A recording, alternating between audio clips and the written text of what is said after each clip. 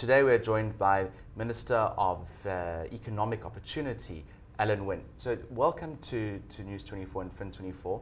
Let's start off with red tape reduction. We had the Small Business Minister come in here recently and talk about a national perspective of cutting red tape, but you've been working on this for quite a while. Tell us about the program. So just over 3 years ago, we set up a unit inside the Department of Economic Development. It's called Red Tape to Red Carpet, and their job was twofold. The first was to become a receptor for problems. So we've got a call center, we've got an email sort of management system, and people can get hold of the Red Tape unit and say, I've got an issue. I can't get this registration through, I can't get that visa, or I can't get, there's something, some government bureaucratic process that's stopping them from doing business. My business registration is taking too long. And their job is to take that issue and go to wherever, local government level, provincial government level, or national government level, and say, here's an issue, can we get this sorted? So it doesn't only benefit the Western Cape, it actually helps them go to the national level. Correct, so, but it's open to anybody in the Western Cape. In actual fact, we have calls from other provinces as well, and we don't turn everybody away, but it's about, my responsibility is the economy of the Western Cape, and it's really finding solutions for people in this economy. That's the first stage. And has there been good feedback from that? Yeah, we've done 3,600, 3,700 cases where we're sitting at over 90% resolution rate. So in other words, you will come and say, I've applied for my passport, I'm just not getting it, or I've applied my business registration and nothing's happening. This process is taking too long. Then our team goes in and finds out where it is, unblocks it, raises all sorts of hell.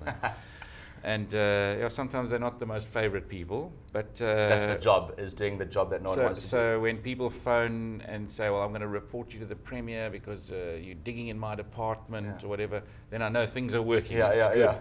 And the Premier always gives me cover, so that's all right, because it really is. It's about making an easy place to do business. That's the first stage. The second stage is understanding what those things are. So if we keep on getting the same stuff coming, then we know that that piece of legislation or that piece of regulation is wrong. It takes too long. We've got to streamline it. So then we've got to ask ourselves the question, why is that regulation or legislation there? For what reason have we put it there? And then often you'll find the original reason and what's actually happening, there's an unintended consequence. So then you've got to go and do an amendment, change the law, withdraw that law, or find, maybe it's a process, maybe you've got to find a better process. So maybe we've got to use new innovative ways of doing it, electronic, so that's the second side.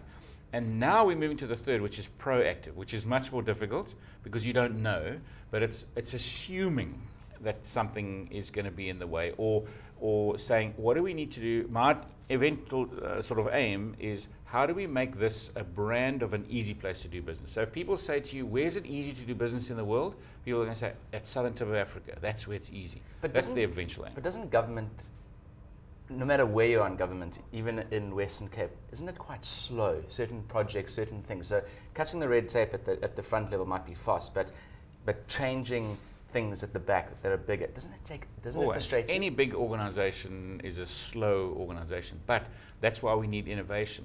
We have incubators, the Bandwidth Barn. We take government problems, or and they call it government hack, where you take issues and we're still a bit slow in the province. We've still got a couple of weeks to go, and the city's ahead of us now. We sort of started a process, the city moved ahead of us with open data. Open data, when you've got open data, then the private sector entrepreneurs come along and find solutions for problems you didn't even know you had, because they have a view of everything that goes on. So that's why I really support open data. It means that, someone will come along and say, but it takes 15 days to get this license. It could take one if you apply this kind of mechanism or process. Speaking of the Bandwidth Barn, the Khayelitsha version of this is launched recently. It's quite exciting. So the barn is an incubator for ICT techies. So it was already there when it's been there for quite a few years. It was there when I got given this job 6 years ago.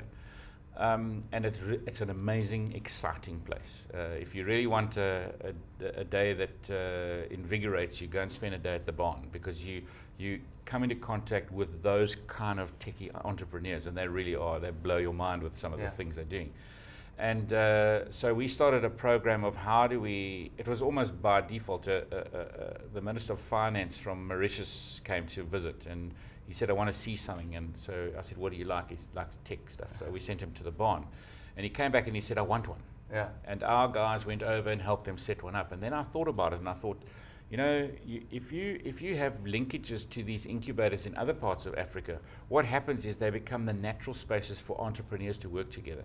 So we've already visited Ghana, Nigeria, we've got partnerships in Kenya, and we've got now one in a barn in Khayelitsha. We've got a partnership with an incubator in George.